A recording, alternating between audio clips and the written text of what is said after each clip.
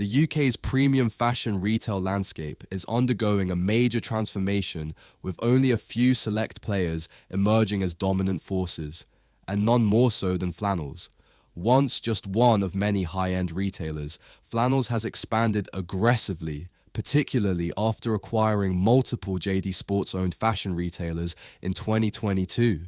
This rapid growth has put immense pressure on independent boutiques and long-established premium retailers, many of which have struggled to compete, leading to a wave of closures. Flannels, under Frasers Group, formerly Sports Direct International plc, has cemented its dominance in the UK's premium fashion sector, rapidly expanding its footprint nationwide. A prime example is its flagship store in Liverpool, which opened in June 2022 in the former Owen department store, solidifying its status as the city's leading luxury fashion destination. This pattern is being replicated across the country as Flannels continues to absorb or outlast competitors. Several well-known retailers have disappeared, including Choice in Essex and Kent, Julio in Cambridge and Kingston upon Thames, Base Children's Wear in southeast England, Sile in Scotland, Aphrodite in Sunderland, and Z & Company in London. In many cases, these locations will be transformed into Flannels or Flannels Junior stores, while others will have their assets stripped before being shuttered permanently. This aggressive expansion aligns with Frasers Group's strategy of consolidating market share at a reduced cost, further tightening its grip on the UK's premium fashion market. The acquisition spree by Frasers Group, owned by Mike Ashley, has sparked concerns within the industry, with many calling for anti-competition regulators to intervene. The £47.5 million deal that saw JD Sports offload multiple fashion retailers to Frasers included approximately £40 million worth of stock, leading insiders to speculate that Frasers never intended to continue operating these businesses. Instead, many believe the true aim was to eliminate competition and further cement Flannels' dominance in the premium fashion market. Flannels currently operates 60 stores across the UK, with ambitious plans to expand to 100 locations.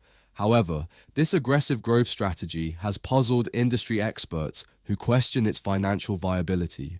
A leading fashion agent points out that the markup on Flannels' stocked brands typically ranges between 2.5 and 2.8, which may not generate sufficient profit to sustain the high operational costs associated with such large retail spaces. Frasers Group has continued its expansion strategy with high-profile takeovers, including unsuccessful attempts to acquire Boohoo, Matches Fashion, and Pockets Fashion, the latter being the last independent multi-brand retailer distributing Stone Island. These moves indicate a broader consolidation effort, with Frasers not only targeting physical retail but also extending its reach into e-commerce and luxury fashion, further tightening its grip on the UK's premium retail landscape. Independent fashion retailers are increasingly struggling to compete with Flannels' aggressive discounting strategy. One northern retailer highlighted the issue, stating that Flannels often discounts products early in the season, forcing smaller retailers to lower prices to remain competitive. This practice significantly impacts their profit margins, making it difficult for independent stores to survive.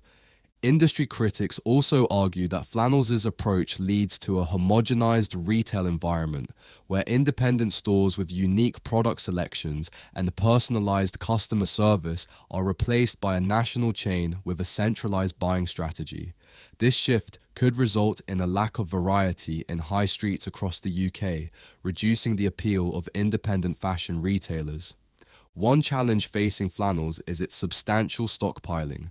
Reports suggest Frasers Group has accumulated approximately £400 million worth of surplus garments. Critics claim that a significant portion of this stock is being cleared through closing down sales of former JD Sports-owned retailers and heavy discounting on Flannels' website. This surplus stock issue raises concerns among brands, many of which work hard to maintain a perception of exclusivity and desirability. Some industry sources argue that Flannels' broad discounting strategy is undermining the premium status of certain brands, such as Stone Island and Hugo Boss. Brands that previously maintained tight control over pricing and distribution now find their products frequently discounted, potentially diluting their brand image. Michael Murray, the stepson of Frasers Group's largest stakeholder Mike Ashley, has officially been CEO of Frasers Group since May 2022. However, many believe that Mike Ashley remains the key decision maker. Ashley, who still owns 64% of the company, is known for his aggressive retail strategies, which prioritize high-volume sales and significant discounting. His approach has drawn comparisons between Flannels and his earlier ventures, such as Sports Direct. Flannels' competitors and industry experts have expressed concerns that Ashley's influence could lead to further disruption in the UK's premium to high-end fashion sector. The retailer's market position allows it to exert pressure on suppliers, often demanding substantial discounts that smaller retailers cannot secure. This imbalance could make it increasingly difficult for independent retailers to survive. As Flannels continues its expansion, the future of independent fashion retail in the UK remains uncertain. Many long-standing businesses, including Oi Polloi, Tessuti, Scott's, Choice, Julio, Cricket, and Zyle, have all disappeared from the market. For some, this represents the natural evolution of retail, where larger players outcompete smaller ones. Others see it as a concerning shift towards monopolization, where consumer choice and diversity are sacrificed for large-scale retail dominance. While Flannels' success is undeniable, its long-term impact on the UK's fashion industry remains to be seen. Will its aggressive expansion lead to a retail landscape dominated by one major player, or will independent retailers find ways to adapt and survive?